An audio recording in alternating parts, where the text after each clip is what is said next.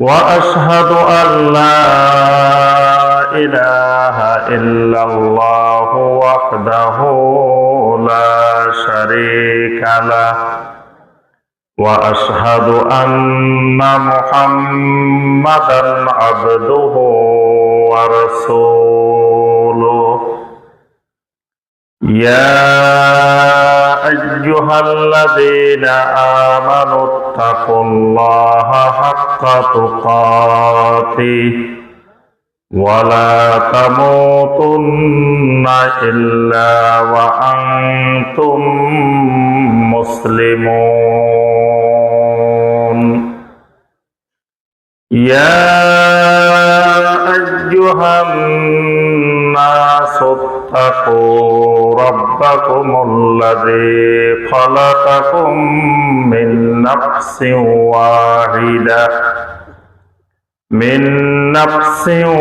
واحدة وخلق منها زوجها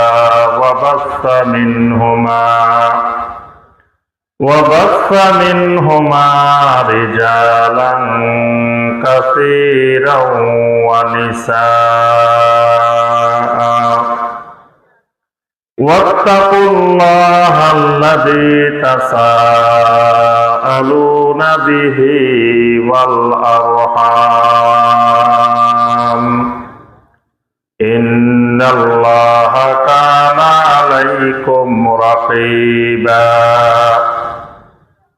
يا أيها الذين آمنوا اتقوا الله وقولوا قولا سديدا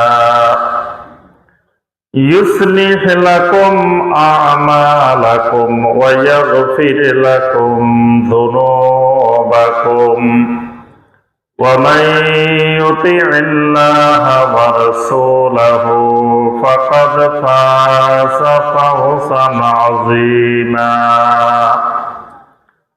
أما بعد فإن خير الحديث كتاب الله وخير الهدي هدي محمد صلى الله عليه وسلم وشر الأمور محدثاتها وكل محدثة بدعة وكل بدعة ضلالة وكل ضلالة في النار اللهم صل على محمد وعلى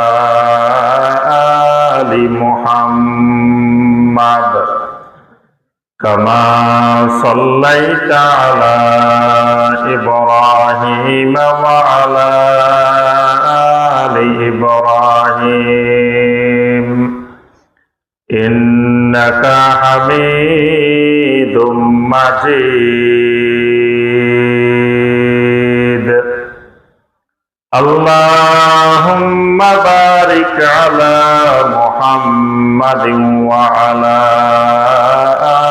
آل محمد كما باركت على إبراهيم وعلى آل إبراهيم إنك حميد مجيد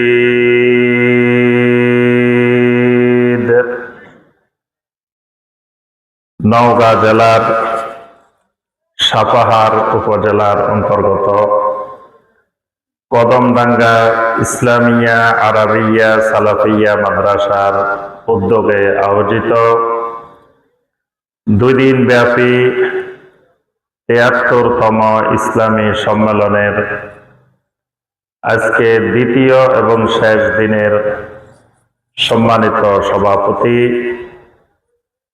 অত্র মাদ্রাসার সম্মানিত প্রিন্সিপাল শাইখ মোহাম্মদ আব্দুল বারী হাফেজাহুল্লাহ, সম্মানিত সহ সভাপতি অত্র মাদ্রাসার সম্মানিত ভাইস প্রিন্সিপাল শেখ হাফেজ মোহাম্মদ সানাউল্লাহ মাদানী হাফেজাহুল্লাহ, সম্মানিত আসাতাজায়ে কেরাম, ওলামায়ে কেরাম, মুরব্বিয়ানে আযম, অনলাইনে উপস্থিত সম্মানিত দিনদার মুসলিম ভাই এবং বোনেরা, অত্র মাদ্রাসার আমার সুপ্রিয় ছাত্র ছাত্রীবৃন্দ, পর্দার আড়ালের আমার সম্মানিতা মা এবং বোনেরা, আল্লাহ রাব্বুল আলামিনের দরবারে কোটি কোটি শুকরিয়া যে মহান রাব্বুল আলামিন আমাদেরকে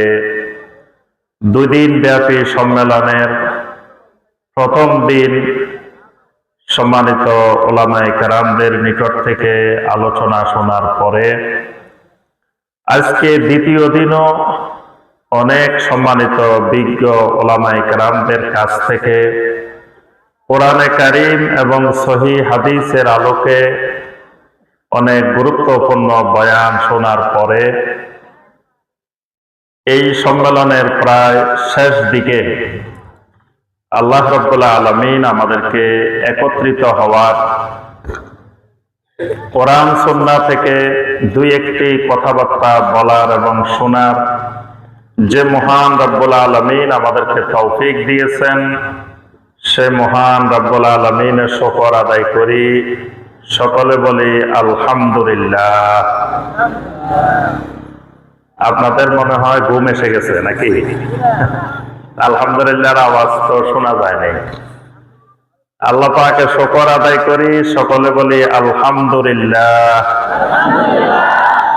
এই তো মাশাআল্লাহ, এবার বোঝা গেছে ঘুম আসে নাই, এখনো আমরা জীবিত আছি। কি আপনারা জীবিত আছেন তো নাকি? আগানো লাগে। আমাদের ঈমান আগের তুলনায় বাড়ছে তো নাকি? এদিকে মনে হয় বাড়ে নাই। কি আপনাদের ঈমান বাড়ছে? চিন্তা করতেছে বাড়ছে নাকি কমছে, নাকি ঈমানে ঠিক মতো আছে কি নাই সন্দেহ আছে নাকি? ঈমান বাড়ছে আপনাদের?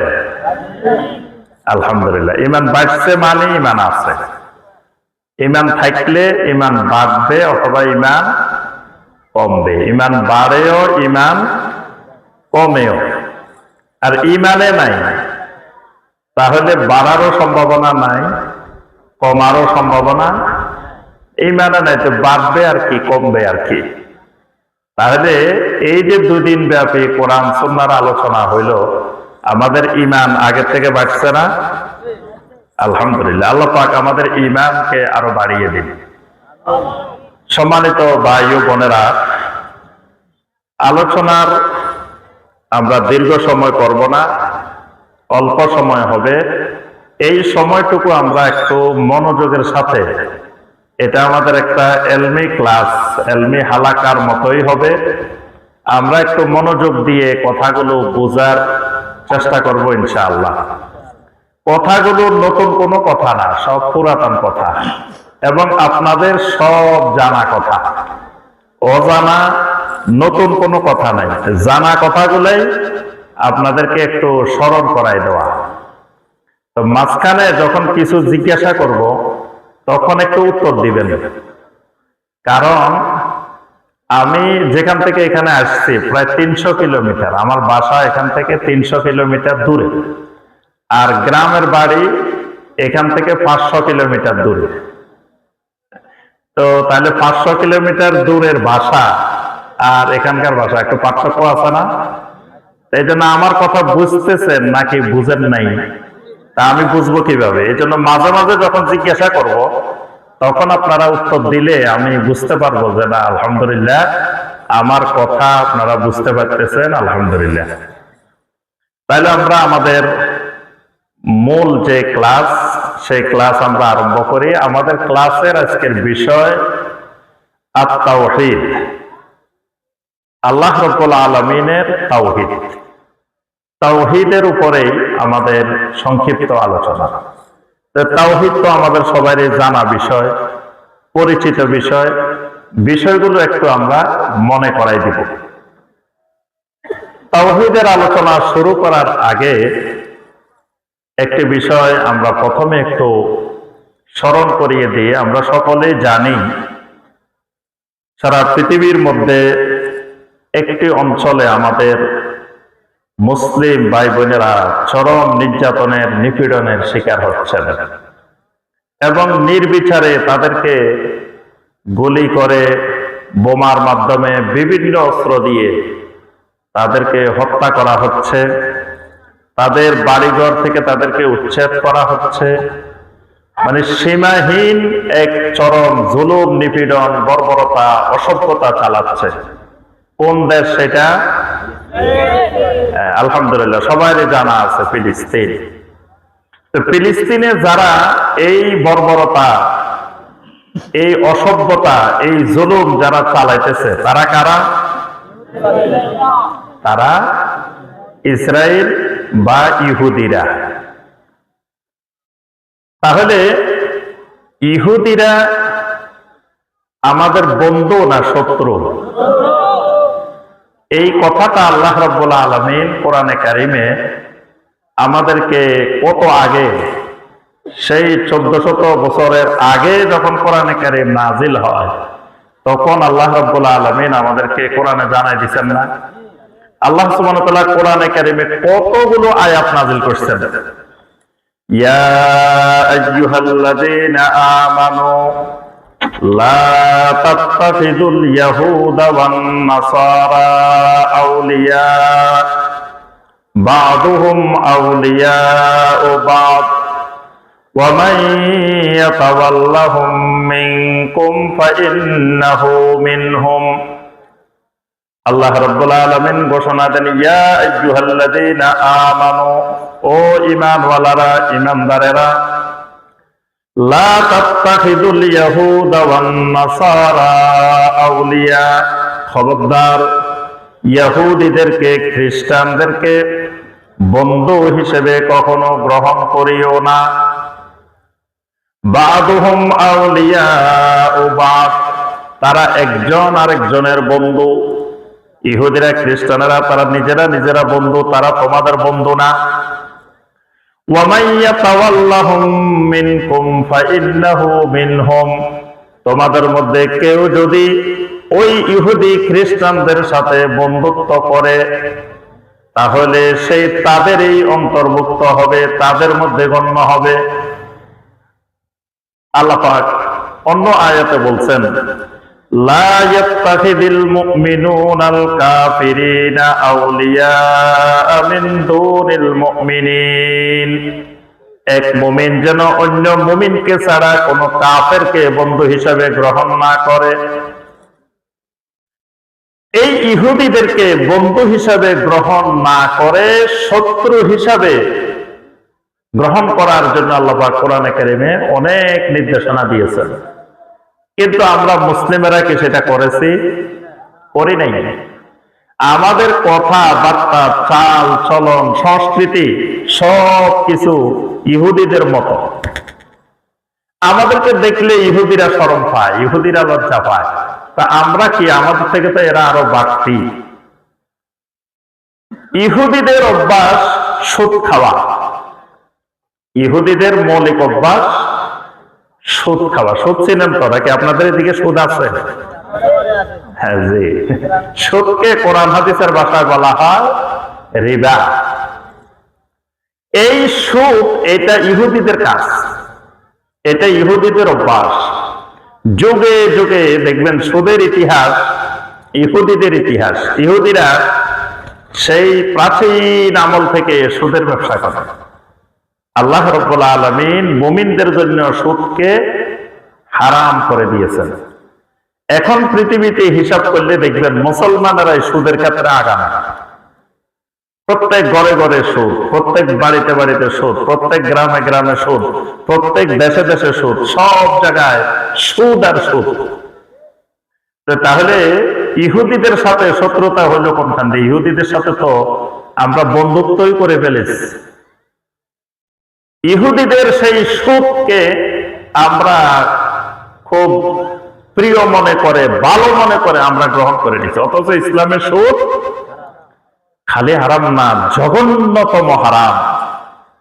7টি গুনাহকে আল্লাহ রাসূল সাল্লাল্লাহু আলাইহি ওয়াসাল্লাম মুবিকাত বলছেন, 7টি ধ্বংসাত্মক কবিরা গুনাহ। তার মধ্যে অন্যতম একটি হলো ওয়া আকলুর রিবা, সুদ খাওয়া, সুদের লেনদেন করা, সুদের ভিত্তিতে ব্যবসা করা। এটা 7টা কবিরা গুনাহ, ধ্বংসাত্মক কবিরা গুনাহর একটা কবিরা গুনাহ। অথচ মুসলিমেরা এই সুদে আক্রান্ত। তারপরে দেখেন, মুসলিমেরা ইহুদি খ্রিস্টানদের কালচার ছাড়া চলতে পারে না। ইহুদি খ্রিস্টানের কালচার নববর্ষ পালন করা, 31st নাইট, 31শে ডিসেম্বর, এটা ইহুদিরা খ্রিস্টানরা পালন করে, এটা তাদের দিবস। কিন্তু দেখবেন এই দিন কক্সবাজার, কুয়াকাটা, বান্দরবন এগুলোর মধ্যে হোটেল মোটেল কোনো জায়গায় খালি নেই, ইহুদিরা আসে না, সব মুসলমান। তাহলে ইহুদিদের কালচার যার কাছে ভালো লাগে, তো ইহুদিরা তাদের উপরে নির্যাতন করবে না, কাদের উপরে করবে? কারণ এরা তো তাদের গোলাম হয়ে গেছে। যাদের কালচার গ্রহণ করে, যাদের সংস্কৃতি গ্রহণ করে, এরা তাদের গোলাম হয়ে যায়। ইহুদিরা দেখছে এরা তো আমাদের গোলাম, কারণ এরা আমাদের সংস্কৃতি ছাড়া থাকতে পারে না। মুসলমানের সন্তান সিরা প্যান্ট পরে পরে ঘুরে, আপনাদের এদিকে নাই, ঢাকা শহরে গেলে দেখবেন সিরা প্যান্ট পরে পরে হাঁটতেছে, মনে হচ্ছে টাকার অভাবে কিনতে পারতেছে না। কিন্তু খবর নিলে দেখা যাবে ওই সিরা প্যান্টের দাম অনেক বেশি। তো সিরা প্যান্ট কেন পরে? ওই ইহুদি খ্রিস্টানেরা পরে, এই জন্য এদের কাছে ভালো লাগে। চুল কাটতে গেলে ইহুদি খ্রিস্টানেরা যেই পদ্ধতিতে চুল কাটে, মুসলমানের সন্তান সেই পদ্ধতিতে কাটে। দাড়ির কাটিং দেখলে দেখবেন ইহুদি খ্রিস্টানেরা যেই কাটিং এ দাড়ি রাখে, মুসলমানের সন্তান সেই কাটিং এ দাড়ি রাখে। ইহুদি খ্রিস্টানেরা জন্ম দিবস পালন করে, মৃত্যু দিবস পালন করে, বিবাহ দিবস পালন করে, বার্থডে পালন করে। এখন মুসলমানও ঘরে ঘরে এগুলো পালন করে। তাহলে ইহুদিদের গোলামি যতদিন মুসলিম ছাড়তে পারবে না, ততদিন ইহুদিরা আমাদেরকে গোলাম বানাবে, নির্যাতন করবে, এটাই স্বাভাবিক। আর ইহুদিরা যত নির্যাতন করবে আল্লাহ সাহায্য করবেন না। আল্লাহ পাক কোরআনে কারিমে সূরা আল বাকারার 120 নম্বর আয়াতে আল্লাহ পাক বলছেন, ওয়ালান তারদা আনকাল ইয়াহুদ ওয়ালান নাসারা হাত্তা তাত্তাবিআ মিল্লাতাহুম কুল ইন্না হুদাল্লাহি হুয়াল হুদা ওয়ালা ইন ইত্তাবা'তা আহওয়াআহুম বা'দাল্লাযী জাআকা মিনাল ইলম মা লাকা মিনাল্লাহি মিন ওয়ালিয়্যিন ওয়ালা নাসীর। আল্লাহ রাব্বুল আলামিন বলেন, ইহুদি খ্রিস্টানেরা ততক্ষণ পর্যন্ত তোমাদের উপরে সন্তুষ্ট হবে না যতক্ষণ পর্যন্ত না তোমরা ইহুদি খ্রিস্টানদের সংস্কৃতি গ্রহণ না করবে।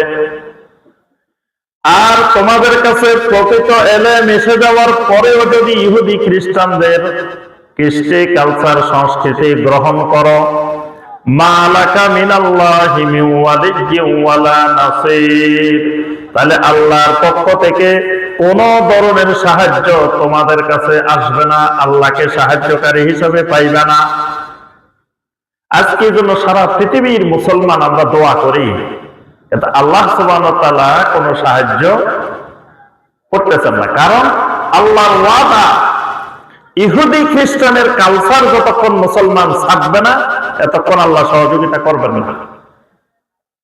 এখন সবকিছু ইহুদি খ্রিস্টানের কালচারে ডুবে থেকে আমরা ইহুদিদের বিরুদ্ধে যতই মার্চ করি, যতই আন্দোলন করি, যত কিছুই করি, এটাতে আল্লাহর রহমত, আল্লাহর সাহায্য আসার সম্ভাবনা নাই। এজন্য আগে ইহুদি খ্রিস্টানের কৃষ্টি কালচার সংস্কৃতি থাকতে হবে মুসলমান। আল্লাহ রাসূল সাল্লাল্লাহু আলাইহি ওয়াসাল্লাম শনিবার এবং রবিবার রোজা রাখেন। উম্মে সালামা রাদিয়াল্লাহু তাআলা আনহা বলেন, নবী সাল্লাল্লাহু আলাইহি ওয়াসাল্লামকে আমরা দেখতে লাগতাম, নবী সাল্লাল্লাহু আলাইহি ওয়াসাল্লাম শনিবার এবং রবিবার রোজা রাখেন। আর নবী সাল্লাল্লাহু আলাইহি ওয়াসাল্লাম আমাদেরকে বললেন, হুমা ইয়াউমা ঈদিল মুশরিকিন ফা উহিব্বু আন উখালিফুহুমা। এই দুই দিন ইহুদি খ্রিস্টানদের মুশরিকদের ঈদের দিন। শনিবার ইহুদিদের ঈদের দিন, রবিবার খ্রিস্টানদের ঈদের দিন। ফা উহিব্বু আন উখালিফাহুমা। আমি চাই ওই ঈদের দিন ইহুদিদের খ্রিস্টানদের ঈদের দিনের মুখালাফাত করার জন্য আমি সিয়াম পালন করি। ইহুদিরা রোজ শনিবারে ঈদের দিন মনে করে, পবিত্র দিন মনে করে, খ্রিস্টানেরা রবিবার মনে করে, আর ঈদের দিন রোজা রাখা নিষেধ। এই জন্য নবী সাল্লাল্লাহু আলাইহি ওয়াসাল্লাম ওই দুই দিন বেশি বেশি রোজা রাখতেন, ইহুদি খ্রিস্টানের মুখালাফাত করার জন্য।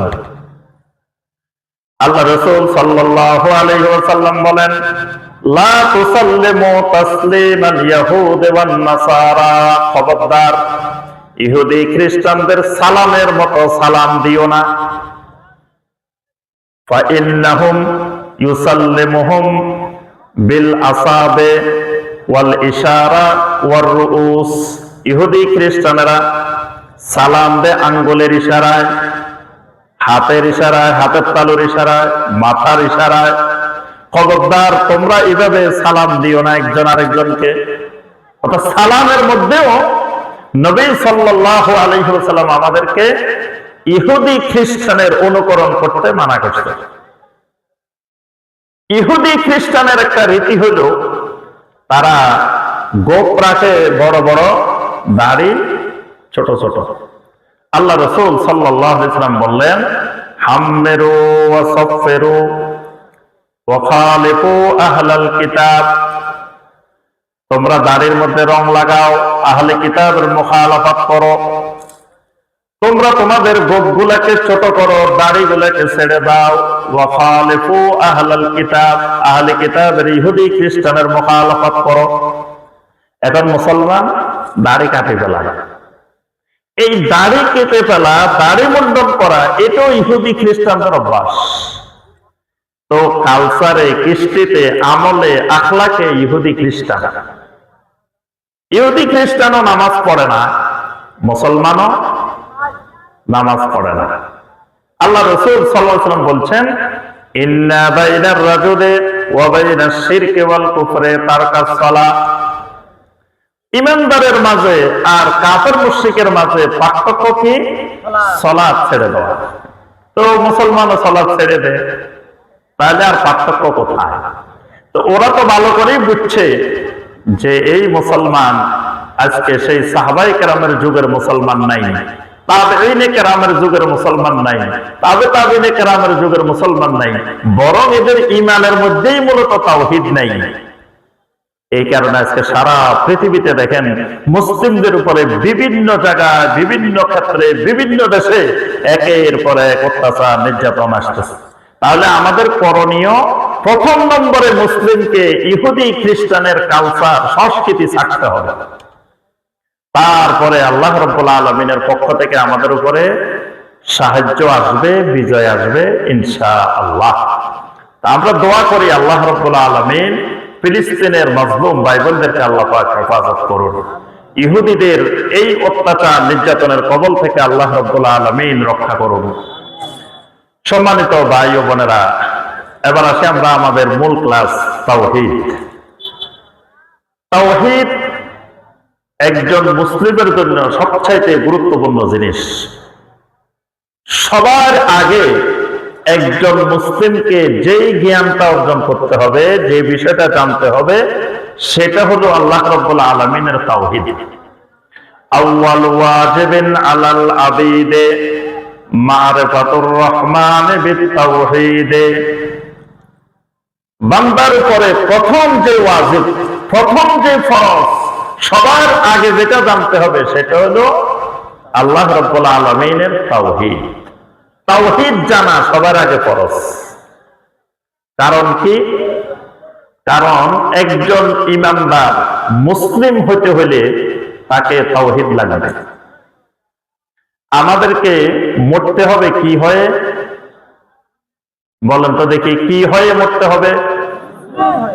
আল্লাহ পাক কোরআনে কারিমে বলে দিয়েছেন, ওয়ালা তামুতুন্না ইল্লা ওয়া আনতুম মুসলিমুন, খবরদার মুসলিম না হয়ে মরিও না। তাহলে হবে কি হয়? মুসলিম হয়। আর মুসলিম হইতে হলে কি লাগবে? ইসলাম লাগবে। তো ইসলামের সংজ্ঞা কি? ইসলাম হলো আল ইসতিসলামু লিল্লাহি বিত-তাওহীদ, তাওহীদ সহকারে আল্লাহর কাছে আত্মসমর্পণ করা ইসলামের প্রথম কাজ। তারপরে ওয়াল ইনকিয়াদু লাহু বিত-তাআ, আল্লাহর আনুগত্যকে নিজেদের জন্য অপরিহার্য করে নেওয়া, মানে আল্লাহর আনুগত্যের মধ্যে নিজেকে নিয়ে আসা। ওয়াল বারাআতু মিনাশ শিরকি ওয়া আহলিহি, শিরিক এবং শিরিককারী থেকে নিজেকে বিচ্ছিন্ন করা, এটার নাম ইসলাম। তাহলে ইসলাম অনুযায়ী চলতে হলে, ইসলামের উপরে মরতে হলে সবার আগে যেটা লাগবে সেটা হলো কি? তাওহীদ লাগবে। কিন্তু মুসলিমের আজকে তাওহীদের জ্ঞানের চরম অভাব। এই কারণে তাওহীদি মুসলিমের ব্যানার দিয়ে মুসলমান মসজিদ ভাঙে, আল্লাহর ঘরের উপরে হাত তোলে, আল্লাহর ঘর ভাঙে, মুসলমানের অন্তর কাঁপে না। আমরা বলতেছি ফিলিস্তিনে ইহুদিরা মসজিদে আকসার উপরে আক্রমণ করতেছে, আল্লাহর ঘর দখল করতেছে, আল্লাহর ঘর ভেঙে ফেলতেছে। বাংলাদেশে দেখেন ওই ইহুদিবাদের দোসর মুসলিম নামধারী কিছু সন্ত্রাসী বাংলাদেশের বিভিন্ন জায়গায় মসজিদ ভাঙা শুরু করছে। আপনারা সবাই জানেন যে কয়দিন আগে ঢাকার কেরানীগঞ্জে একটা আহলে হাদিস মসজিদ ভাঙার জন্য ওই এলাকার কিছু কুচক্রী মহল, কিছু দাড়ি টুপিদারি সন্ত্রাসী ইহুদিদের দোসর, তারা আহলে হাদিস মসজিদের উপর আক্রমণ করেছে। গত সপ্তাহে 2-3 দিন আগে আপনারা দেখেছেন ব্রাহ্মণবাড়িয়ায় কিছু দাড়িওয়ালা, জুব্বাওয়ালা, টুপিওয়ালা ইহুদিদের দোসর সন্ত্রাসী আল্লাহর ঘর মসজিদের উপরে আঘাত করে মসজিদ ভেঙে দিয়েছে। ভিডিওর মধ্যে দেখছেন না? একজন মুসলিম, সে যে ধরনের মুসলিম হোক, তার অন্তরে কি একটু কেঁপে উঠল না যে আমি আব্রাহার অনুসারী হয়ে আল্লাহর ঘর ভাঙার জন্য যাইতেছি? কি নির্মম ইতিহাস! ব্রাহ্মণবাড়িয়াতেও একটি আহলে হাদিস মসজিদ ভেঙে দেওয়া হয়েছে, অথচ আল্লাহর ঘরে হাত দেওয়া, আল্লাহর ঘরে মানুষকে সালাত আদায়ে বাধা সৃষ্টি করা, এটা যে কত বড় জুলুম! আল্লাহ পাক সূরা আল বাকারার 114 নম্বর আয়াতে আল্লাহ পাক বলছেন, ওয়ামান আযলামু মিম্মান মানাআ মাসাজিদাল্লাহি আন ইউযকারা ফীহা ইসমুহু ওয়া সাআ ফী খারাবিহা, ওই ব্যক্তির চেয়ে বড় জালেম আর কে হতে পারে যে আল্লাহর ঘরে মানুষকে আল্লাহর জিকির করতে বাধা সৃষ্টি করে এবং আল্লাহর ঘরকে ধ্বংস করার জন্য প্রচেষ্টা চালায়। এর থেকে বড় জালেম জমিনে আর কেউ হইতে পারে না। অথচ মুসলিম নামদারি হয়ে আল্লাহর ঘরকে ধ্বংস করার জন্য, আল্লাহর ঘর ভাঙার জন্য গেছে। আমরা আল্লাহর কাছে দোয়া করি, আল্লাহ এদেরকে হেদায়েত দান করুক। হেদায়েত না থাকলে আল্লাহ এদেরকে ধ্বংস করে দিক। লানাতুল্লাহি আলাল জালিমিন, জালেমদের উপরে আল্লাহ পাক লানত বর্ষণ করুন। আল্লাহ পাক আমাদের সবাইকে তাওহীদ জানার তৌফিক দান করুন। আচ্ছা, সম্মানিত ভাই ও বোনেরা, এবার আসেন, আমরা যখন ইসলাম গ্রহণ করি, ঈমান আনি, আমাদেরকে একটা কালেমা পড়তে হয়, পড়তে হয় না? কালেমাটা কি সবাই জানেন? কালেমা কয়টা? আপনাদের সাপাহারে কালেমা কয়টা বলেন তো দেখি? অন্যরা কিছু বলেন নাই। আপনাদের এদিকে কালেমা কয়টা? যে মুরব্বীরা বলেন দেখি, আপনাদের সাপাহারে কালেমা কয়টা? কালেমাই নাই নাকি? কালেমা আছে কিনা? প্রথমে কিন্তু বলছি, আমি যেটা জিজ্ঞেস করবো হ্যাঁ না একটা না একটা তো বলতে হবে, হয় আছে না হয় নাই। কালেমা আছে কিনা? কয়টা কালেমা এদিকে? একটাই আছে, আর নাই? এই তো আছে। কালেমা কয়টা আছে সেটা সংখ্যাটা বলেন দেখি, কয়টা? পাঁচটা, যে পাঁচটা আপনাদের এদিকে নাই? পাঁচ কালেমা পাঁচ ফরজ, এটা শুনেন নাই? যে কালেমা পাঁচটা নাই, কথা কয় না, নাকি ছয়টা? পাঁচটা। তাহলে পাঁচটার নাম বলেন দেখি আপনারা। কালেমা যে পাঁচটা আছে আপনাদের এই সাপাহারে, ওই পাঁচটার নাম বলেন। এক নম্বরটা কি?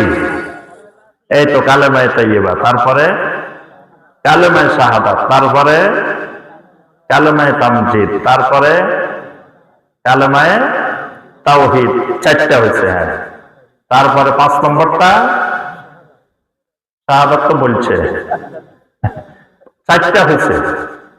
ইমানে মুজমাল আছে না? আছে না? আচ্ছা, কয়টা হয়েছে? ইমানে মুফাসসাল আছে না? কয়টা হয়েছে? তা আপনারা করলেন পাঁচটা, এখন দেখি ছয়টা।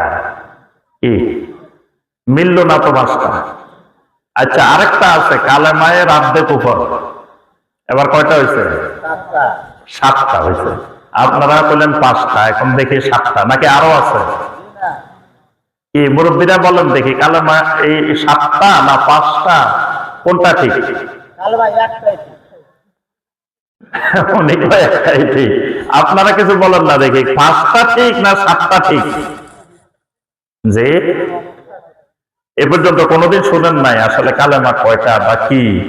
কালেমাটা তো খুবই গুরুত্বপূর্ণ একটা জিনিস, গুরুত্বপূর্ণ না? একজন মুসলিমের জন্য কালেমাটা তো অত্যন্ত গুরুত্বপূর্ণ জিনিস। তো সেই কালেমা কয়টা, এটারে যদি আমরা খবর না রাখি তাহলে কেমনে হবে? তাহলে কালেমা কয়টা? আমরা কোন সিদ্ধান্তে যাব? মুরব্বীরা সিদ্ধান্ত দেন, পাঁচটার উপরে যাব না সাতটার উপরে যাব? কোনটাই সিদ্ধান্ত দিতে পারতেছেন না। সিদ্ধান্ত হলো কালেমা পাঁচটাও না সাতটাও না, কালেমা একটা। কালেমা কয়টা? আরে বলো না দেখি, কালেমা কয়টা? একটা। কেউ যদি আপনার কাছে আসে, ভাই আমার একটু মুসলমান বানান, মুসলিম হতে চাই, কেমনে বানাইবেন? কালেমা পড়াইবেন নাকি? নাকি বলবেন যে ভাই চলেন নওগাঁ চলেন, আপনারা একটু খতনা করায় নিয়ে আসে?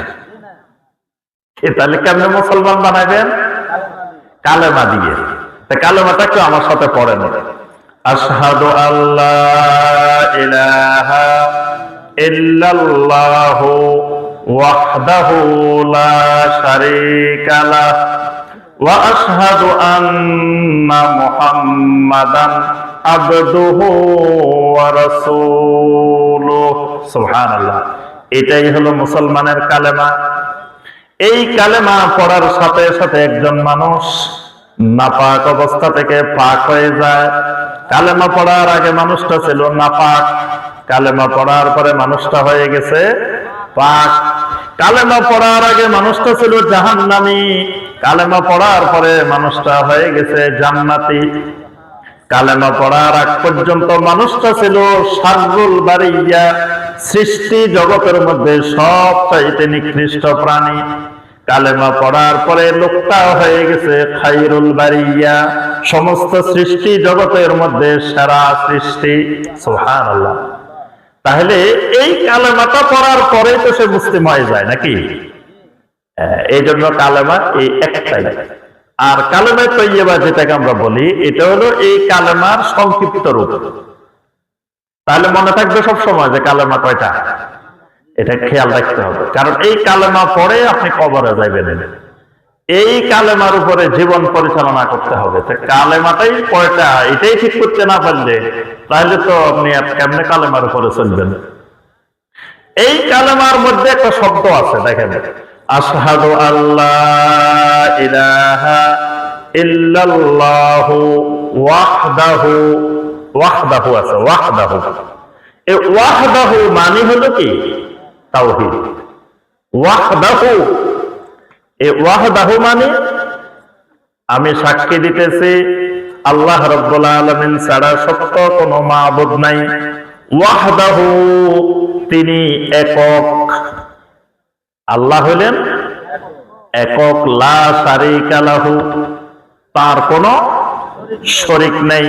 তাহলে তাওহীদের বিপরীত কি? কথা কয় না। তাওহীদের বিপরীত কি? শিরক।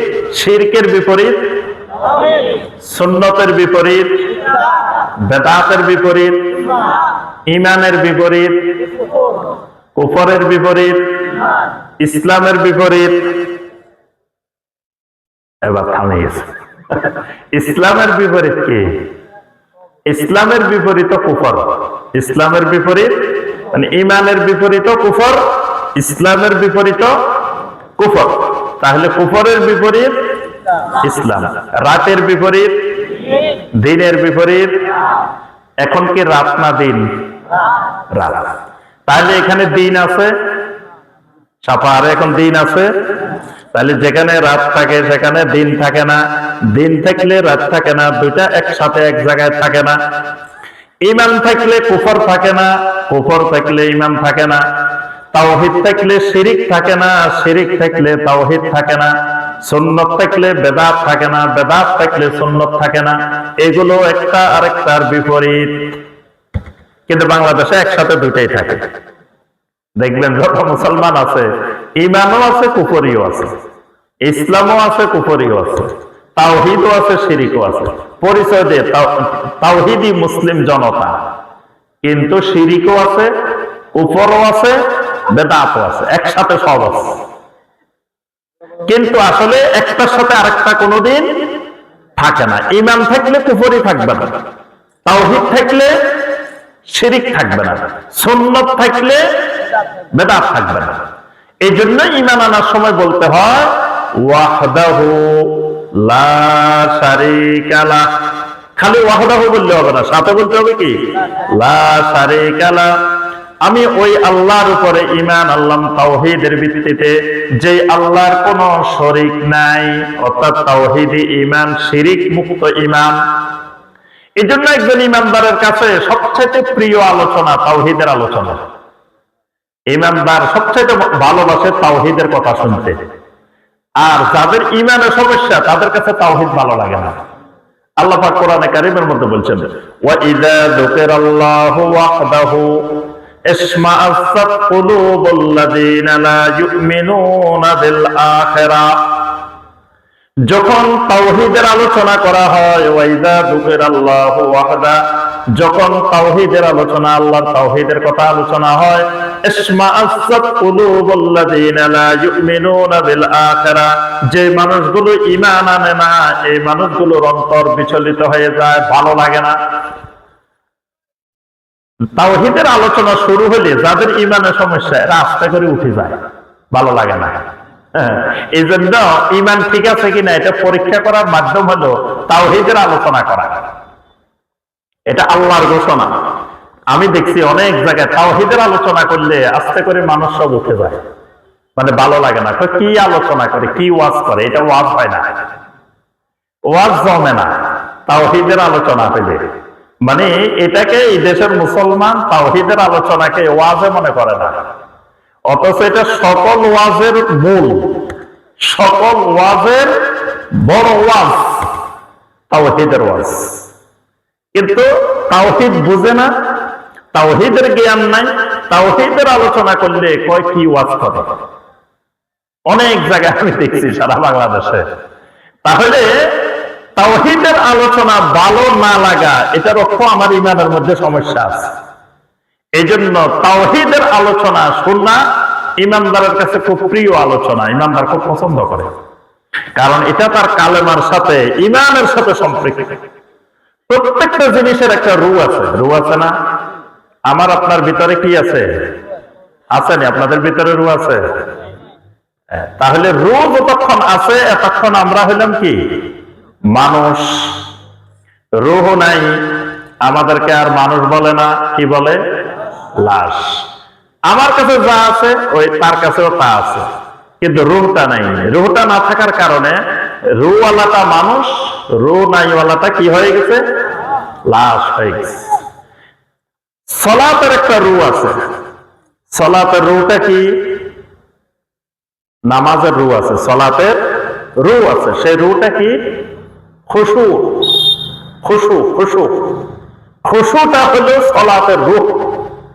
এই জন্য জান্নাতুল ফেরদাউসের ওয়ারিস হইতে হইলে 1 নম্বর বৈশিষ্ট্য হলো কাদ আফলাহাল মুমিনুন আল্লাযীনা হুম ফি সালাতিহিম খাশিউন। খাশিউন হইতে হবে, খুশুওয়ালা সালাত হইতে হবে। খুশুওয়ালা সালাত জীবন্ত সালাত, খুশু নাই সালাতের মধ্যে, এটা মরা সালাত। কারণ খুশুটা সালাতের রূহ। তাহলে প্রত্যেকটা জিনিসের একটা রূহ আছে। ঈমানের রূহটা কি?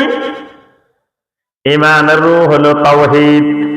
ঈমানের রূহ হলো তাওহীদ। যেই ঈমানের ভিতরে তাওহীদ আছে, ওই ঈমান হলো জীবন্ত ঈমান, ওই ঈমান হলো সত্যিকারের ঈমান। যেই ঈমানের ভিতরে রূহ নাই, এটা হলো মরা ঈমান। এটা হলো আবু জাহেলের ঈমান, এটা হলো আবু লাহাবের ঈমান, এটা হলো আব্দুল্লাহ বিন উবাইর ঈমান, এটা হলো ইহুদিদের ঈমান, এটা হলো খ্রিস্টানদের ঈমান। যে ঈমানের ভিতরে তাওহীদ নাই, রূহ নাই। তাহলে ঈমানের রূহ হলো তাওহীদ। আচ্ছা, এবার আসেন তাওহীদ জানার গুরুত্ব। তাওহীদের গুরুত্ব প্রথমে আমরা একটু গুরুত্ব আলোচনা করব, এরপরে তাওহীদ কাকে বলে এটা আলোচনা করে আমরা আলোচনা শেষ করব ইনশাআল্লাহ। তাওহীদের গুরুত্ব, তাওহীদের অনেক গুরুত্ব। প্রথম কথা, জান্নাতে যাওয়ার শর্ত হলো তাওহীদ। জাহান্নাম থেকে বাঁচার প্রথম শর্ত হলো তাওহীদ। তাওহীদ আছে জান্নাত আছে, তাওহীদ নাই জান্নাত নাই। আল্লাহ রাব্বুল আলামিন কোরআনে কারিমে ঘোষণা দিয়েছেন, ইন্নাল্লাযীনা ক্বালু রাব্বুনাল্লাহু সুম্মা ইসতাকামু তাতানাসসালু আলাইহিমুল মালাইকাতু আল্লা তাখাফু ওয়া লা তাহজানু ওয়া আবশিরু বিল জান্নাতিল্লাতী কুনতুম তুআদুন। ইন্নাল্লাযীনা ক্বালু রাব্বুনাল্লাহু, যে মানুষগুলো ঘোষণা দিবে রাব্বুনাল্লাহ, আমাদের রব হইলেন একমাত্র আল্লাহ, অর্থাৎ তাওহীদের ঘোষণা দিবে। সুম্মা ইসতাকামু, এই তাওহীদের উপরে মৃত্যু পর্যন্ত ইস্তেকামত থাকবে, মৃত্যু পর্যন্ত টিকে থাকবে। তাতানাসসালু আলাইহিমুল মালাইকা, মৃত্যুকালীন সময়ে ওই মানুষটার কাছে আল্লাহর ফেরেশতারা এসে হাজির হয়ে যাবেন। ফেরেশতারা এসে বলবেন, আল্লাহ তাখাফু ওয়া লা তাহজানু, তোমার কোনো ভয় নাই, তোমার কোনো চিন্তা পেরেশানির কোনো কারণ নাই। ওয়া আবশিরু বিল জান্নাতিল্লাতী কুনতুম তুআদুন, আসলে আমরা এসেছি তোমাকে জান্নাতের সুসংবাদ দেওয়ার জন্য। সুবহানাল্লাহ। তাহলে মৃত্যু পর্যন্ত যদি তাওহীদ থাকে তাহলে কি পাওয়া যাবে? জান্নাত পাওয়া যাবে। আল্লাহ রাসূল সাল্লাল্লাহু আলাইহি ওয়াসাল্লাম বলেন, মান কানা আখিরু কালামিহি লা ইলাহা ইল্লাল্লাহ দাখালাল জান্নাহ, যে ব্যক্তি জীবনের শেষ মুহূর্ত পর্যন্ত আখির কালাম তার এই অবস্থার উপরে হবে, লা ইলাহা ইল্লাল্লাহর উপরে, দাখালাল জান্নাহ, লোকটা জান্নাতে প্রবেশ করবে। সুবহানাল্লাহ। মান মাতা ওয়া হুয়া ইয়ালামু আন্নাহু লা ইলাহা ইল্লাল্লাহ দাখালাল জান্নাহ, যেই লোক এমন অবস্থায় মৃত্যুবরণ করলো সে জানে আল্লাহ ছাড়া সত্য আর কোনো মাবুদ নাই, দাখালাল জান্নাহ, এই লোকটা জান্নাতে প্রবেশ করবে। সুবহানাল্লাহ। তাহলে তাওহীদ নিয়ে কেউ মারা গেলে কোথায় যাবে? তাওহীদ নাই, শিরিক নিয়ে মারা গেছে। ইন্নাহু মান ইউশরিক বিল্লাহি ফাকাদ হারামাল্লাহু আলাইহিল জান্নাহ ওয়া মাওয়াহুন নার। সূরা আল মায়েদার 72 নম্বর আয়াত। যে ব্যক্তি শিরিক করলো আল্লাহ রাব্বুল আলামিনের সাথে, আল্লাহ রাব্বুল আলামিন তার জন্য আল্লাহর জান্নাতকে হারাম করে দেন, জাহান্নাম তার ঠিকানা হয়ে যায়। নাউযুবিল্লাহ। তাহলে তাওহীদ জান্নাতে যাওয়ার মাধ্যম, জাহান্নাম থেকে বাঁচার মাধ্যম হলো কি? তাওহীদ। আল্লাহ রাব্বুল আলামিন সমস্ত মাখলুকাতকে সৃষ্টি করেছেন তাওহীদের জন্য, তাওহীদের কারণে। সূরা জারিয়াতের 56 নম্বর আয়াতে আল্লাহ পাক বলছেন, ওয়া মা খালাকতুল জিন্না ওয়াল ইনসা ইল্লা লিয়াবুদুন, আমি মানুষ আর জিন এদেরকে বানাইছি একমাত্র কারণ হলো ইল্লা লিয়াবুদুন, এর অর্থ ইল্লা লিওয়াহিদুনি বিল ইবাদা, অর্থাৎ একমাত্র তাওহীদের ভিত্তিতে আমার ইবাদত করার জন্য বানাইছি। তাহলে আল্লাহ পাক সমস্ত মাখলুকাত বানাইছেন কিসের জন্য? তাওহীদের জন্য। আল্লাহ রাব্বুল আলামিন প্রত্যেকটা মানব শিশু দুনিয়াতে আসার সময় তার ভিতরে তাওহীদ দিয়ে দেন। যত মানব শিশু দুনিয়াতে আসে, আসার সময় আল্লাহ সুবহানাহু ওয়া তাআলা ওই জন্মের সাথে সাথে ওই মানুষটার ভিতরে আল্লাহ পাক তাওহীদ দিয়ে দেন।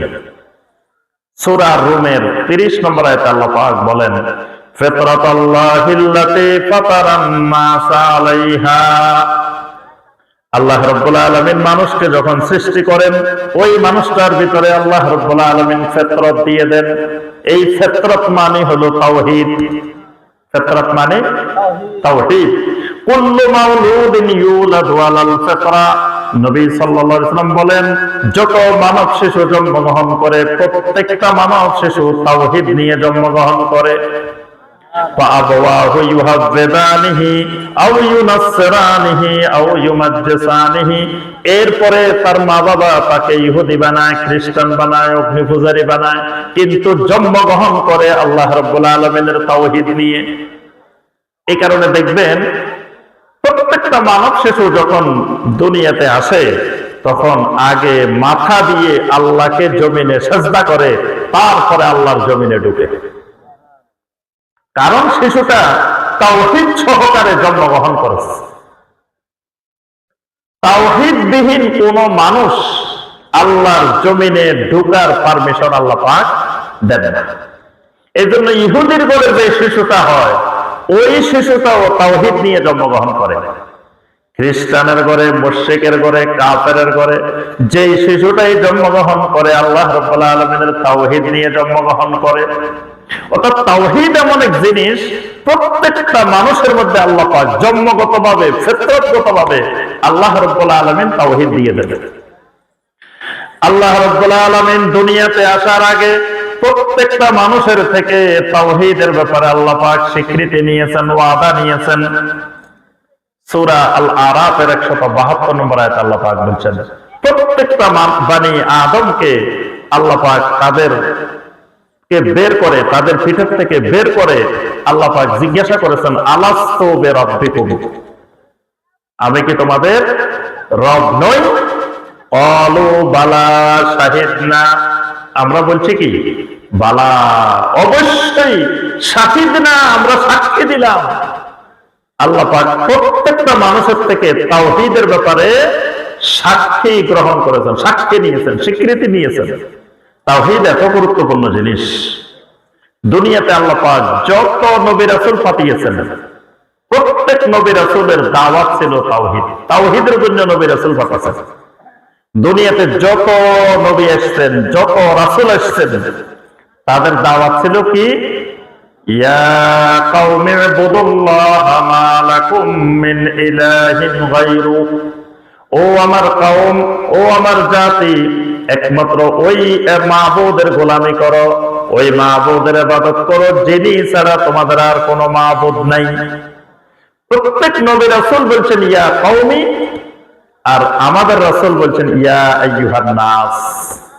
কারণ প্রত্যেক নবী রাসূল এসেছেন একটা নির্দিষ্ট কওমের কাছে, আর আমাদের রাসূল এসেছেন সমগ্র মানবতার কাছে। এই জন্য নবী সাল্লাল্লাহু আলাইহি ওয়াসাল্লামের দাওয়াত ছিল ইয়া আইয়ুহান নাস কুলু লা ইলাহা ইল্লাল্লাহ তুফলিহু, ও দুনিয়ার মানুষেরা লা ইলাহা ইল্লাল্লাহ বলো, লা ইলাহা ইল্লাল্লাহর স্বীকৃতি দাও।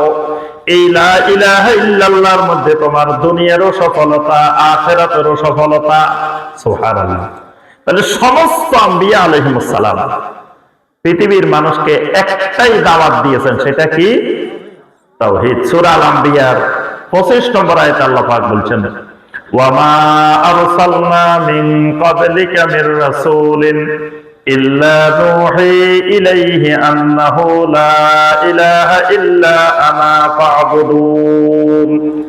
আল্লাহ পাক বলেন, আপনার আগে যত নবী রাসূল আমি পৃথিবীতে পাঠিয়েছি, প্রত্যেক নবী রাসূলকে এই মর্মে ওহী নাযিল করেছি, তোমরা এটাই পৃথিবীর মানুষকে দাওয়াত দাও যে আন্নাহু লা ইলাহা ইল্লা আনা, আমি ছাড়া আর কোনো মাবুদ নাই। ফা'বুদুন, সুতরাং পৃথিবীর মানুষ তোমরা একমাত্র আমি আল্লাহর ইবাদত করো, গোলামি করো।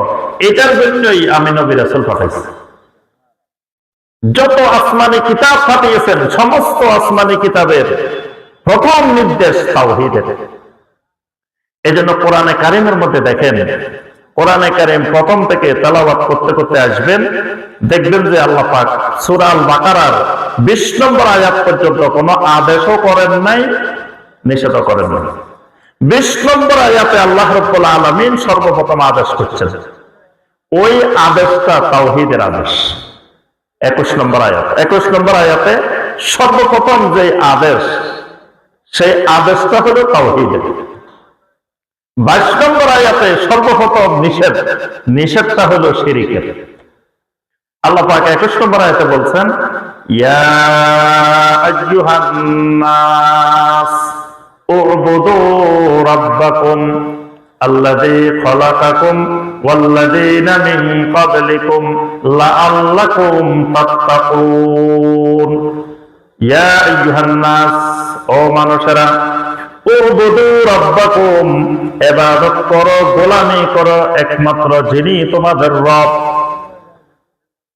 এখানে আল্লাহ পাক সর্বপ্রথম আদেশটা করেছেন তাওহীদের। আর 22 নম্বর আয়াতে আল্লাহ পাক নিষেধটা করেছেন শিরকের। আল্লাহ পাক বলেন, ফালা তাজআলু লিল্লাহি আনদাদা ওয়া আনতুম তা'লামুন, খবরদার জেনে শুনে আল্লাহর সমকক্ষ নির্ধারণ করিও না।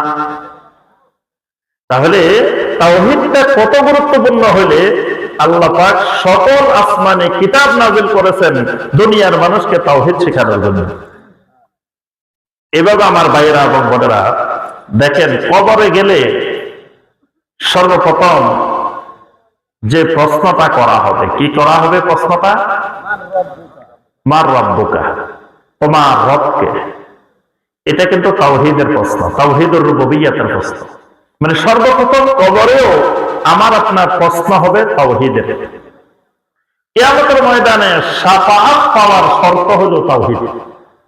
তাওহীদ আছে, নবী সাল্লাল্লাহু আলাইহি ওয়াসাল্লামের সুপারিশ পাওয়া যাবে। তাওহীদ নাই, নবী সাল্লাল্লাহু আলাইহি ওয়াসাল্লামের শাফাআত পাওয়া যাবে না। আল্লাহ রাসূল সাল্লাল্লাহু আলাইহি ওয়াসাল্লামকে জিজ্ঞাসা করা হলো, মান আসআদুন নাস বিশাফাআতিকা ইয়াউমাল কিয়ামা, কিয়ামতের দিন আপনার সুপারিশের মাধ্যমে সৌভাগ্যবান মানুষ কারা হবে? কিয়ামতের ময়দানে আপনার শাফাআত পেয়ে সৌভাগ্যবান হবে কারা? আল্লাহ রাসূল সাল্লাল্লাহু আলাইহি ওয়াসাল্লাম বললেন, আসআদুন নাস বিশাফাআতি ইয়াউমাল কিয়ামা, কিয়ামতের ময়দানে ওই মানুষগুলাই আমার শাফাআত দ্বারা সৌভাগ্যবান হবে যে মানুষগুলা মান ক্বালা লা ইলাহা ইল্লাল্লাহ খালিসাম মিন কলবিহি, যেই ব্যক্তি তার অন্তর থেকে খালেস ভাবে লা ইলাহা ইল্লাল্লাহ বলবে, ওই মানুষটাই কিয়ামতের ময়দানে আমার সুপারিশ দ্বারা সৌভাগ্যবান হবে। তাহলে শাফাআত পাইতে হলেও লাগবে কি? তাওহীদ। তাওহীদের আরো অনেক গুরুত্ব, আমরা আর বিস্তারিত আলোচনা যাচ্ছি না। এবার আসেন আমার ভাইয়েরা এবং বোনেরা, তাওহীদ কাকে বলে, তাওহীদটা কি, এটার আলোচনা করে আমরা আর বেশি দীর্ঘায়িত করব না। অল্প একটু সময় আমরা ধৈর্য ধরে বসি, আলোচনা ইনশাআল্লাহ 12টার দিকে আমরা শেষ করে দেব, আর বেশি সময় নেই। আমরা শুধু তাওহীদ কাকে বলে এই বিষয়টা আলোচনা করে শেষ। তাওহীদ কাকে বলে? তাওহীদটা হলো ইফরাদুল্লাহ সুবহানাহু ওয়া তাআলা ফিল খালকি ওয়াল মুলকি ওয়াত তাদবীরি ওয়াল আসমা'i ওয়াস সিফাতি ওয়াল ইবাদাহ। 6টা জিনিস বলছি। কয়টা জিনিস? আমার কথা বুঝতেছেন না, ঘুমাই গেছেন? 6টা জিনিস। এই 6টা জিনিসের ক্ষেত্রে আল্লাহ রাব্বুল আলামিনকে একক গণ্য করার নাম, একক হিসাবে নির্ধারণ করে নেওয়ার নাম তাওহীদ। কি কি জিনিস? এক নম্বর হলো ফিল খালক। খালক মানে সৃষ্টি। সৃষ্টির ক্ষেত্রে আল্লাহ রাব্বুল আলামিন একক। ওয়াল মুলকে, মালিকানা, মালিকানার ক্ষেত্রে আল্লাহ পাক একক, একক মালিক। ওয়াত তাদবীরে, পরিচালনার ক্ষেত্রে আল্লাহ রাব্বুল আলামিন একক। ওয়াল আসমাই, নামের ক্ষেত্রে আল্লাহ রাব্বুল আলামিন একক। ওয়াস সিফাতে, সিফাতের ক্ষেত্রে, গুণাবলীর ক্ষেত্রে আল্লাহ রাব্বুল আলামিন একক। ওয়াল ইবাদা, ইবাদতের ক্ষেত্রেও ইবাদত পাওয়ার উপযুক্ত মালিক হিসেবে আল্লাহ রাব্বুল আলামিন একক। এই ছয়টা জিনিসের ক্ষেত্রে আল্লাহ রাব্বুল আলামিনকে একক নির্ধারণ করার নাম তাওহীদ। তাহলে এই ছয়টার আমরা একটু ব্যাখ্যা দিয়ে আমাদের আলোচনা শেষ। এক নম্বরে আল্লাহ রাব্বুল আলামিনকে একক মানতে হবে কোন ক্ষেত্রে? হ্যাঁ, এটা যাতে সারা বছর মনে থাকে, আরো বিস্তারিত পড়বেন, আমি খালি একটু সাধারণ ধারণা দিয়ে যাচ্ছি। এক নম্বর হলো খালক, সৃষ্টির ক্ষেত্রে। এই যত সৃষ্টি আমরা চোখে দেখি, যত সৃষ্টি চোখে না দেখি, এই সকল সৃষ্টির মালিককে, সৃষ্টিকারীকে খালি আল্লাহ বললে হবে না, তাওহীদ এখনো হয় নাই। কে? একমাত্র আল্লাহ, একমাত্র যোগ করতে হবে। একমাত্র থাকা মানে তাওহীদ আছে, একমাত্র নাই তাওহীদ নেই। এই জন্য সূরা আল ফাতিহার মধ্যে দেখেন, ইয়্যাকা না'বুদু ওয়া ইয়্যাকা নাস্তাঈন, দুইবার আসছে কি? ইয়্যাকা, ইয়্যাকা। ইয়্যাকা মানে একমাত্র। এই একমাত্রটাই তাওহীদ। একমাত্র যখন থাকবে তখন তাওহীদ থাকবে, একমাত্র নাই তাওহীদ নেই। তাহলে আল্লাহকে প্রথমে মেনে নিতে হবে যে একমাত্র সৃষ্টিকারী, একমাত্র খালেক, এটা তাওহীদের এক নম্বর স্তর। এই জন্য দেখবেন আল্লাহ পাক কোরআনে কারিমে যত জায়গায় রবের পরিচয় দিচ্ছেন, এক নম্বর পরিচয়টা দিচ্ছেন সৃষ্টি। সাব্বিহু ইসমা রাব্বিকাল আলা, সূরা আল আলা আছে না? খুবই গুরুত্বপূর্ণ একটি সূরা। সাব্বিহু ইসমা রাব্বিকাল আলা, তোমার সুমহান রবের নামের তাসবিহ পড়ো। তোমার সুমহান রব যিনি রব্বে আলা, তার নামের তাসবিহ করো। তো রব্বে আলাকে এর পরের আয়াতে আল্লাহ পাক পরিচয় দিচ্ছেন তোমার রব্বে আলাকে, আল্লাযী খলাকা, তোমার রব্বে আলা হলেন তিনি যিনি সৃষ্টি করেছেন।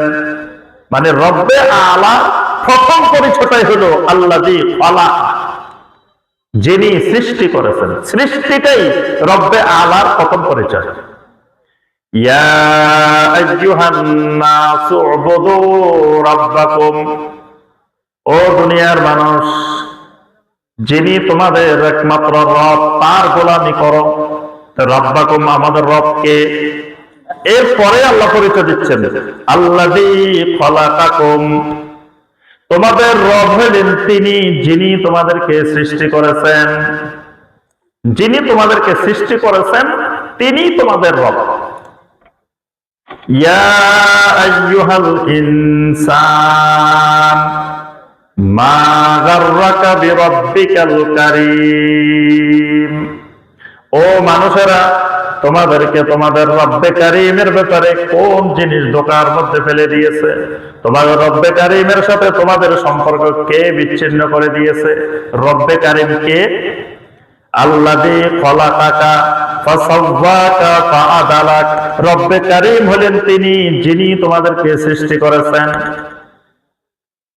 হুদায়বিয়ার সন্ধির সময় নবী সাল্লাল্লাহু আলাইহি ওয়াসাল্লামের পক্ষ থেকে সন্ধি চুক্তি লিখতেছেন আলী রাদিয়াল্লাহু তাআলা আনহু, আর কুরাইশদের পক্ষ থেকে চুক্তি লিখতেছে সুহাইল বিন আমর। আলী রাদিয়াল্লাহু তাআলা আনহু লিখলেন, বিসমিল্লাহির রহমানির রহিম। সোহাইল বিন আমর বলে উঠল, আবার রহমান। মানে আরবের কাফেরদের কাছে আল্লাহর পরিচয় রাহিম এটা আগে থেকে জানা ছিল, কিন্তু আল্লাহর পরিচয় রহমান এটা তারা জানতো না, আল্লাহর এই নাম জানতো না। এই জন্য তারা প্রশ্ন তুলছে, ও আমার রহমান, রহমানকে? আল্লাহ রাব্বুল আলামিন কোরআনে কারিমে রহমানের নামে একটা সূরা নাযিল করেছেন, সূরা রহমান। তো রহমানের পরিচয় দিতে গিয়ে আল্লাহ পাক বলেন, আর রহমান আল্লামাল কোরআন খলাকাল ইনসান। রহমান হলেন তিনি যিনি তোমাদেরকে কোরআন শিক্ষা দেন, অর্থাৎ যিনি এই কোরআন নাযিল করতেছেন সেই কোরআন নাযিলকারী হলেন রহমান। খলাকাল ইনসান, ওই রহমানের পরিচয় হলো তিনি মানুষকে সৃষ্টি করেছেন। এইভাবে কোরআনে কারিমের যত জায়গায় দেখবেন রবের পরিচয় এসেছে, প্রথম পরিচয়টা এসেছে কি? খালক। এজন্য আল্লাহকে প্রথম একক নির্ধারণ করতে হবে সৃষ্টির ক্ষেত্রে, যে আমাকে আল্লাহ বানাইছেন, বানানোর ক্ষেত্রে আল্লাহ কারো সহযোগিতা নেন নাই।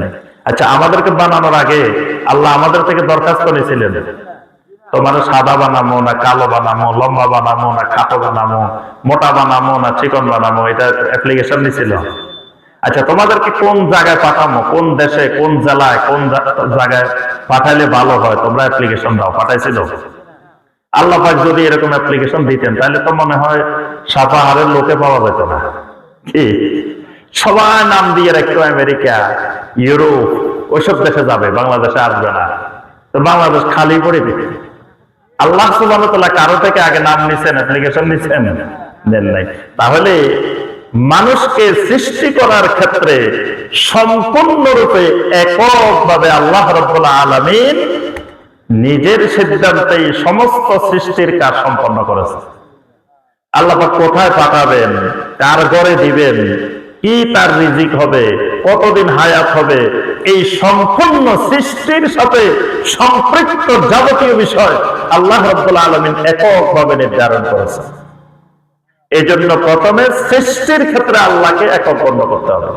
2 নম্বর, মুলক, মালিকানা। কোরআনে কারিমে একটা সূরা আছে, সূরা মুলক। তাবারাকাল্লাযী বিয়াদিহিল মুলক ওয়া হুয়া আলা কুল্লি শাইইন কাদির। তাবারাক, বরকতময় আল্লাহ হলেন তিনি, আল্লাযী বিয়াদিহিল মুলক, যার হাতে হলো সব মালিকানা, সব রাজত্ব। কুলিল্লাহুম্মা মালিকাল মুলক, হে আল্লাহ আপনি হলেন মালিকাল মুলকের, সকল মালিকানার মালিক।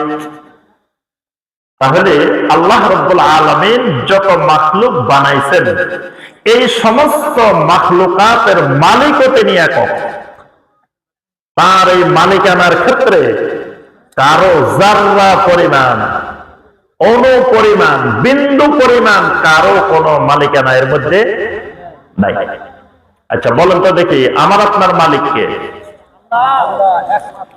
একমাত্র আল্লাহ। আমার আপনার যে সন্তান সন্ততি আছে, ছেলে মেয়ে আছে, এগুলার মালিক কে? এগুলার মালিকও কিন্তু আল্লাহ রাব্বুল আলামিন। আমার আপনার যে টাকা পয়সা আছে, এগুলার মালিক কে? এগুলো সাময়িক আল্লাহ রাব্বুল আলামিন আমাদেরকে মালিক বানাইছেন, কিন্তু প্রকৃতপক্ষে এগুলার মালিক হলেন একমাত্র আল্লাহ রাব্বুল আলামিন। দেখবেন জমিনের দলিলের নাম পরিবর্তন হয়, নাম পরিবর্তন হয়, একজন মারা যায় একজনের নামে আসে, একজন মারা যায় একজনের নামে আসে। আস্তে আস্তে আস্তে আস্তে এক সময় জমিন পড়ে আছে, জমির কোনো মালিক নেই। তখন জমিন এগুলার মালিক কে? মূল মালিক আল্লাহ রাব্বুল আলামিন। তাহলে মালিকানার ক্ষেত্রে আল্লাহ সুবহানাহু ওয়া তাআলা একক। 3 নম্বর, ওয়াত তাদবীর, পরিচালনার ক্ষেত্রে আল্লাহ রাব্বুল আলামিন একক। অর্থাৎ আল্লাহ বানাইছেন, আল্লাহ মালিক, অন্য কাউকে আল্লাহ পরিচালনার দায়িত্ব দেন নাই। যুগে যুগে মুশরিকেরা মনে করত যে এগুলো পরিচালনা করে বিভিন্ন জন। কেউ কেউ মনে করে যে গাউস, কুতুব, আব্দাল এরা পৃথিবী পরিচালনা করে। এজন্য দেখবেন অনেকে মনে করে যে গাউসুল আজম, 7টা উপমহাদেশে 7 জন গাউস আছে। এদের মধ্যে যিনি প্রধান উনি হলো গাউসুল আজম। আবার প্রত্যেক গাউসের আন্ডারে 70 জন করে কুতুব আছে। কুতুবদের মিটিং হয় কোথায়? আফ্রিকার জঙ্গলে। কুতুবদের মিটিং হয় একেবারে সেই আফ্রিকার জঙ্গলের মধ্যে হিংস্র প্রাণীদের সাথে। সেখানে বসে বসে কুতুবেরা মিটিং করে। আবার মাঝে মাঝে রাত্রে যায়, আবার মিটিং করে, আবার চলেও আসে। তারপরে আপনার এই কুতুবদের আন্ডারে আবার আওতাদ আছে, আবদাল আছে, তারপরে আরো বিভিন্ন স্তরে আছে। এবং এরা বিশ্বাস করে যে আল্লাহর এই পৃথিবী, এই সবকিছু এদের মাধ্যমে আল্লাহ পরিচালনা করেন। নাউযুবিল্লাহ। এটাও শিরক। নবী সাল্লাল্লাহু আলাইহি ওয়াসাল্লামের যুগের মুশরিকদেরকে জিজ্ঞাসা করা হলো, ওয়ামাই ইউদাব্বিরুল বলো দেখি কে এই পৃথিবী, আসমান, জমিন এগুলো পরিচালনা করে? ওই জামানার মুশরিক বলছে ফাসায়াকুলুনাল্লাহ, তারা বলতেছে আল্লাহই তো পরিচালনা করে। ওই জামানার মুশরিক বলছে আল্লাহ পরিচালনা করে। আজকে জামানার যারা নিজেদেরকে আল্লাহর ওলি দাবি করে, তারা বিশ্বাস করে যে আল্লাহ নিজে পরিচালনা করে না, এই গাউস, কুতুব, আওতাদ, আবদাল, আল্লাহর ওলি আউলিয়া এদেরকে দিয়ে আল্লাহ পরিচালনা করে। এটাও শিরক। এটা তাওহীদ হলো পরিচালনার ক্ষেত্রে আল্লাহ রাব্বুল আলামিন একক। তিনি চন্দ্র, সূর্য, গ্রহ, উপগ্রহ যা কিছু আছে সব কিছুকে এককভাবে আল্লাহ রাব্বুল আলামিন পরিচালনা করেন। এই 3টা জিনিস মেনে নেওয়ার নাম আল্লাহকে রব হিসাবে মানা। আল্লাহকে রব, একমাত্র রব হিসাবে মেনে নেওয়া। এরপরে আসেন 4 নম্বর কি বলছি? আসমা। আল্লাহর নামের ক্ষেত্রে একক। আল্লাহ রাব্বুল আলামিনের নাম কয়টা? অসংখ্য নাম। হ্যাঁ, অসংখ্য আল্লাহর নাম আছে। ওয়ালিল্লাহিল আসমাউল হুসনা ফাদউহু বিহা। আল্লাহর অনেক সুন্দর সুন্দর নাম আছে। তবে আল্লাহ পাক আমাদেরকে জানাইছেন কয়টা? 99টা। বাকিগুলো জানান নাই কেন? জানাইলে সেগুলো আমাদের ব্রেনে ধরবে না। আমাদের ব্রেনটা হলো ছোট। এটার মধ্যে 99টা ধারণ করার ক্ষমতা আছে। এর থেকে বেশি হলে আর ধারণ করার ক্ষমতা নাই। এই জন্য আল্লাহ পাক সবগুলা আমাদেরকে জানান নাই। যেই কয়টা জানানো আমাদের জন্য দরকার ওই কয়টা জানাইছে। এই নামগুলো সব সুন্দর। আল্লাহর যত নাম আছে কি? আচ্ছা বলেন তো দেখি আল্লাহ কোথায়? আল্লাহ কেমন? এটার আরো একটা উত্তর আছে। আল্লাহ রাসূল সাল্লাল্লাহু আলাইহি ওয়াসাল্লাম বলছেন ইন্নাল্লাহা জামিল। আল্লাহ হলেন কি? সুন্দর। আল্লাহ সুন্দর। আল্লাহর সমস্ত সৃষ্টি সুন্দর। আল্লাহর যত নাম আছে সেগুলো সুন্দর। আল্লাহ রাব্বুল আলামিনের সকল সৃষ্টির মধ্যে সবচেয়ে সুন্দর হলো ইনসান, সবচেয়ে সুন্দর হলো মানুষ। আহসানি তাকবীম। আল্লাহ পাক বলেন লাকাদ খালাকনাল ইনসানা ফি আহসানি তাকবীম। সবচেয়ে সুন্দর গঠন, সুন্দর আকৃতি হলো মানুষ। তাহলে আল্লাহ রাব্বুল আলামিন সুন্দর। আল্লাহর নামগুলোও সুন্দর। আল্লাহর কোনো অসুন্দর নাম নাই। এবং আল্লাহ রাব্বুল আলামিন কিছু কাজ করেন কিন্তু আল্লাহর নাম নাই। যেমন আল্লাহ পাক বলছেন ইন্নাহুম ইয়াকিদুনা কাইদান ওয়া আকিদু কাইদা। তারা বিভিন্ন ধরনের ষড়যন্ত্র করে, চক্রান্ত করে। আমি সেই ষড়যন্ত্রগুলো, চক্রান্তগুলো কি করি? নস্যাৎ করে দিই। তাহলে আল্লাহ পাক ষড়যন্ত্র নস্যাৎকারী, কিন্তু আল্লাহর নামের মধ্যে কিন্তু ষড়যন্ত্র নস্যাৎকারী নাম নাই। কারণ কাজটা আল্লাহ করেন কিন্তু কাজটাকে আল্লাহ সুন্দর মনে করেন নাই। এই কারণে আল্লাহ রাব্বুল আলামিন নামটা ব্যবহার করেন নাই। কারণ আল্লাহর নাম হলো সব সুন্দর। তাহলে আল্লাহর নামের ক্ষেত্রে আল্লাহ একক। 5 নম্বর আল্লাহর সিফাত। আল্লাহর অনেকগুলো সুন্দর সুন্দর কি আছে? সিফাত আছে। সিফাত যেমন আল্লাহ পাক কোরআনে কারিমে আল্লাহর হাতের কথা বলছেন, আল্লাহর চেহারা বলছেন, আল্লাহর আরশের উপরে উঠার কথা বলছেন, আল্লাহ পাক প্রথম আকাশে অবতরণ করেন বলছেন। এরকম আল্লাহর অনেকগুলো সিফাত আল্লাহ পাক কোরআনে এবং নবী সাল্লাল্লাহু আলাইহি ওয়াসাল্লামের হাদিসে উল্লেখ করা হয়েছে। এই সিফাতগুলো এই ক্ষেত্রে আল্লাহ রাব্বুল আলামিন একক, মানে এই সিফাতগুলো যেখানে যতটুকু আল্লাহ বলছেন মিন গায়রি তাহরিফিন ওয়ালা তা'তিলিন ওয়ালা তাকঈফিন ওয়ালা তামসিল, কোন প্রকারের পরিবর্তন ছাড়া, সিফাত মুক্ত করা ছাড়া, ধরন ছাড়া, কোন প্রকারের মেসল ছাড়া, সাদৃশ্য ছাড়া আল্লাহ যেভাবে যতটুকু বলছেন এতটুকু আল্লাহর জন্য নির্দিষ্ট করা, এটাও তাওহীদ। তাওহীদের সবচেয়ে গুরুত্বপূর্ণ যে জিনিসটা সেটা হলো ইবাদত। ইবাদত, এজন্য তাওহীদ বুঝাতে আল্লাহ পাক কোরআনে কারিমে ইবাদত শব্দটা ব্যবহার করছেন সব জায়গায়। এই ইবাদত মানে তাওহীদ, কারণ তাওহীদের সবচেয়ে গুরুত্বপূর্ণ দিকটা হলো ইবাদত। ইবাদত হবে একমাত্র আল্লাহ, যেহেতু সৃষ্টি একমাত্র আল্লাহ, মালিকানা একমাত্র আল্লাহ, পরিচালনা একমাত্র আল্লাহ, তাহলে বান্দার যাবতীয় ইবাদত হবে একমাত্র আল্লাহর জন্য। এই কারণে দেখেন আল্লাহর এত নাম থেকে কোন নামকে দাওয়াতের জন্য ব্যবহার করা হয় নাই, একটা শব্দ যুগে যুগে ব্যবহার করা হয়েছে। আদম আলাইহিস সালাম থেকে মুহাম্মদ রাসূলুল্লাহ সাল্লাল্লাহু আলাইহি ওয়াসাল্লাম পর্যন্ত সমস্ত নবীরা মানুষকে বলছেন এটা স্বীকৃতি দাও, লা ইলাহা ইল্লাল্লাহ, লা ইলাহা ইল্লাল্লাহ। ইলাহ শব্দটা স্বীকৃতি দেওয়ার জন্য বলা হয়েছে। ইলাহ, ইলাহ মানে কি? মাবুদ। ইলাহ মানে মাবুদ। লা ইলাহা ইল্লাল্লাহর অর্থ কি? লা মাবুদা বিহাক্কিন ইল্লাল্লাহ, আল্লাহ ছাড়া সত্য আর কোন মাবুদ নেই। এখন দাওয়াতের জন্য এখানে খালেক ব্যবহার করা হয় নাই, মালিক ব্যবহার করা হয় নাই, রাজ্জাক ব্যবহার করা হয় নাই, আল্লাহর অন্য কোন নাম ব্যবহার করা হয়, ব্যবহার করা হয়েছে কোনটা? ইলাহ। কেন? কারণ যুগে যুগে মুশরিকেরা, পৃথিবীর মানুষেরা আল্লাহকে খালেক মানতে আপত্তি করে নাই, মালিক মানতে আপত্তি করে নাই, রাজ্জাক মানতে আপত্তি করে নাই। আপত্তিটা ছিল এক জায়গায়, আল্লাহকে একমাত্র মাবুদ মানতে তারা আপত্তি জানাচ্ছে।